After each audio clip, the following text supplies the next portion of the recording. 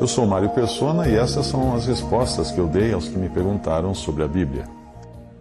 Uma das mais benditas verdades resgatadas nos últimos 2 ou 3 séculos é a do arrebatamento da igreja antes que venha a grande tribulação. Essa verdade coloca a esperança do cristão no seu devido lugar. O meu Senhor vem, o cristão pode falar.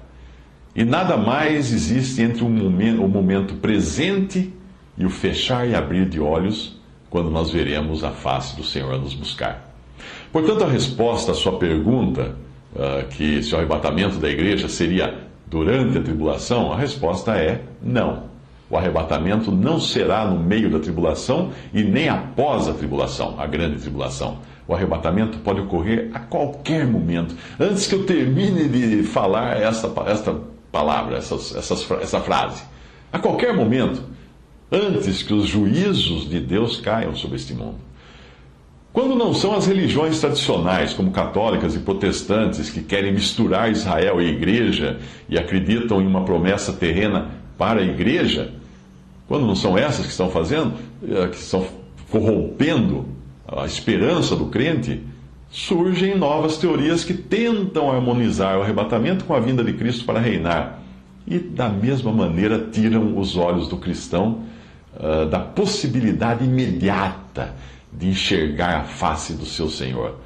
E fazem o cristão olhar para os acontecimentos do mundo, para as notícias do jornal, e para esperar primeiro, não o Senhor, mas o anticristo. A teologia do domínio, que acredita que Israel perdeu o direito às promessas e que essas promessas valem agora para a igreja, que se vê no direito de cristianizar o mundo e deixá-lo pronto para que Jesus venha reinar, é uma das teologias que surgiram fazendo isso, dando ao cristão a ideia de que não há mais nada a ver com isso, não existe mais nada para Israel e tudo daqui para frente é só assunto da igreja. Essa teologia levou a igreja de Roma às cruzadas e levou os protestantes fundamentalistas norte-americanos à invasão do Iraque e a manter também uma política externa de guerras e conquistas, achando que são donos do mundo, porque se Deus promete tantas riquezas, tantas bênçãos no Antigo Testamento, acham que isso era para os cristãos. A nova teoria, surgida após a Segunda Guerra Mundial e chamada de midi-tribulação, tenta harmonizar o arrebatamento pré-tribulação com a visão tradicional de conquista do mundo por parte dos cristãos, colocando o arrebatamento na metade da 7ª semana de anos profetizada por Daniel. Um desdobramento dessa teoria surgiu na década de 70 com o nome de pré-ira ou pré-juízo e colocava o arrebatamento em algum ponto da segunda metade da última semana profética de Daniel, ou seja, já durante a grande tribulação. Mas essa ideia de um arrebatamento no meio da tribulação, ou nos últimos 3 anos e meio do período de tribulação, dos 7 anos que obviamente vem depois do arrebatamento, essas teorias, elas negam alguns princípios básicos da interpretação das Escrituras. Por dispensações, é preciso entender as dispensações de Deus para você entender o arrebatamento, o lugar onde ele acontece. E por dispensações, eu entendo as diferentes maneiras de Deus tratar com o homem ao longo da história, o que coloca Israel e a igreja em posições particulares e distintas. Se você perder de vista que igreja e Israel são povos distintos e tratados de maneira distinta na Escritura, você vai misturar as profecias que foram feitas para Israel com as revelações que foram feitas à igreja. Alguns problemas da teoria de um arrebatamento no meio da tribulação são esses. Primeiro, essa teoria nega, em várias partes, a distinção clara que existe entre o que é para a igreja, para Israel, e o que é para a igreja. Segundo, ela nega a iminente vinda de Cristo, a qualquer momento, para a igreja. Ela nega a bendita esperança do crente e passa para um segundo plano a esperança do crente. Um plano após os acontecimentos políticos, guerras, catástrofes, a vinda do anticristo, etc. Joga para depois. Terceiro, essas teorias negam que a igreja era um mistério desconhecido no Antigo Testamento, já que essas teorias acreditam que a igreja e Israel coexistem como testemunho de Deus no mundo e não como um parêntese hoje na profecia para Israel, incluindo Eles acabam incluindo essas teorias, incluem a igreja na 7ª semana de Daniel 9:27. Daniel 9:27. Essas teorias negam a distinção existente entre as trombetas dos anjos em Apocalipse e a trombeta de Deus no arrebatamento em 1 Tessalonicenses. Essas teorias também interpretam erroneamente que o arrebatamento viria a ocorrer ao soar de uma das trombetas de Apocalipse. O problema é que as trombetas de Apocalipse são trombetas dos anjos, dos 7 anjos, não são a trombeta de Deus. Apocalipse 10, 7 a 11. Mas nos dias da voz do 7º anjo, quando tocar a sua trombeta, se cumprirá o segredo de Deus, como anunciou aos profetas seus servos. E o 7º anjo tocou a sua trombeta. E houve no céu grandes vozes que diziam: os reinos do mundo vieram a ser de nosso Senhor e do seu Cristo, e ele reinará para todo sempre. Porém, a trombeta do arrebatamento é a trombeta de Deus, não do anjo. E é a mesma trombeta de 1 Coríntios 15, 52. Veja em 1 Tessalonicenses 4,16. Porque o mesmo Senhor descerá do céu com alarido, com voz de arcanjo e com a trombeta de Deus. E os que morreram em Cristo ressuscitarão primeiro. E 1 Coríntios 15, 52, no momento, num abrir e fechar de olhos, ante a última trombeta, porque a trombeta soará e os mortos ressuscitarão incorruptíveis e nós seremos transformados. A trombeta de Mateus 24, 31 não é a mesma do arrebatamento de 1 Tessalonicenses 4, 16. Em Mateus, são os anjos que reúnem os escolhidos, enquanto que no arrebatamento é o Senhor quem reúne os escolhidos. Em Mateus 24, 31, ele enviará os seus anjos com rijo clamor de trombeta, os anjos, os quais ajuntarão os seus escolhidos, os anjos ajuntarão os seus escolhidos desde os 4 ventos de uma outra extremidade dos céus. 1 Tessalonicenses 4,16, porque o mesmo Senhor descerá do céu, seremos arrebatados juntamente com eles nas nuvens a encontrar o Senhor nos ares, e assim estaremos sempre com o Senhor.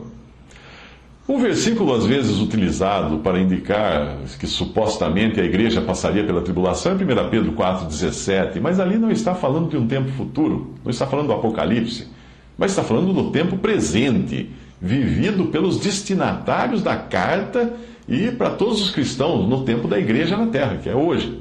1 Pedro 4,17 diz assim: porque já é tempo que comece o julgamento da casa de Deus. E se primeiro começa por nós, qual será o fim daqueles que são desobedientes ao Evangelho de Deus?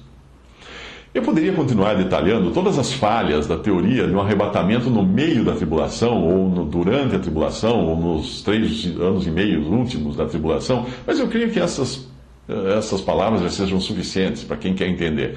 Talvez a mais importante delas seja o problema que essa interpretação encontra em Mateus 24, ao dizer que os acontecimentos daquela passagem de Mateus 24, que é uma passagem tipicamente judaica, seriam acontecimentos compartilhados pela igreja. Mas se você lê a passagem, você vai ver que os elementos todos ali apontam para Israel. Ali fala de sábado, ali fala de Judéia, ali fala de perseverança para a salvação da carne. Tudo isso tem a ver com a grande tribulação, não com a igreja, que já saiu da terra muito tempo antes. Se Jesus estivesse falando para a igreja, em Mateus 24, por que a preocupação com o sábado? Um dos argumentos usados para dizer que Mateus 24 está falando da igreja, em meio à tribulação, é o uso da palavra eleitos ou escolhidos, no versículo 22.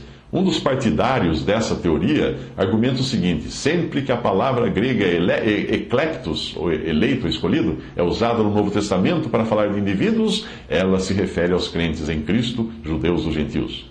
Aí ele cita Mateus 20, Mateus 22, Lucas 18, Romanos 8 e uma série de outros versículos. E ele continua dizendo: esta palavra nunca se refere a judeus ou à nação de Israel, porque seria diferente em Mateus 24. Será que essa afirmação tem fundamento?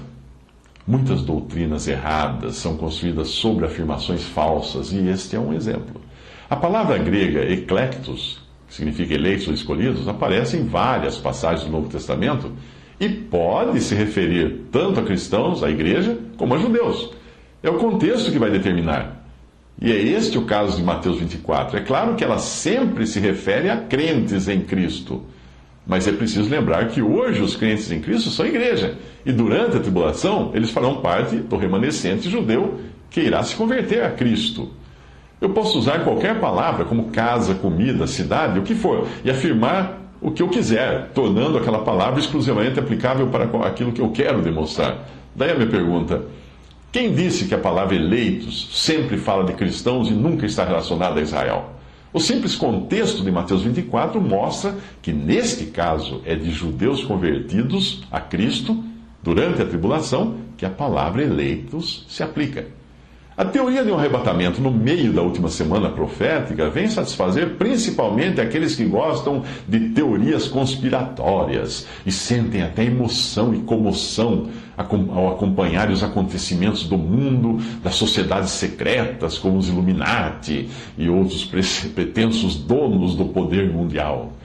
Por mais sinceros que sejam esses adeptos da teoria de um arrebatamento no meio da tribulação ou após a tribulação, como alguns protestantes, ou daqueles da teoria de que não há nenhum arrebatamento, como creem os católicos, é uma pena que estejam perdendo de vista a bendita esperança do crente, que é a vinda iminente de Cristo para buscar sua igreja. Com que você está ocupado? Com os jornais, com as notícias, com as guerras, com os terremotos, ou com a vinda de Cristo, do noivo? A qualquer momento buscar sua noiva, ficar ocupado com os acontecimentos mundiais, ou esperar pela manifestação do anticristo antes de ver a face de Jesus, não é exatamente uma boa notícia como aquela de João 14,3, que o Senhor fala aos discípulos: e quando eu for e vos preparar lugar, virei outra vez e vos levarei para mim mesmo, para que onde eu estiver estejais vós também. Paulo, o apóstolo Paulo, esperava pelo arrebatamento já nos seus dias. Em 1 Tessalonicenses 4, 17 a 18, ele diz: depois nós, ele se inclui, depois nós, os que ficarmos vivos, seremos arrebatados, juntamente com eles nas nuvens, a encontrar o Senhor nos ares. E assim estaremos sempre com o Senhor. Portanto, consolai-vos uns aos outros com essas palavras. Que consolo poderia haver em palavras que dizem para o crente esperar pela manifestação do anticristo? Que consolo poderia haver em palavras que falam para o crente ficar olhando para as catástrofes, para as guerras, para todas as coisas que vão acontecer só depois do arrebatamento? Que consolo! Mas que consolo é você poder esperar o Senhor para agora, para esse momento, quando, num piscar de olhos, num fechar e abrir de olhos, que é a tradução correta da passagem, aqueles que creem no Senhor verão a face dele.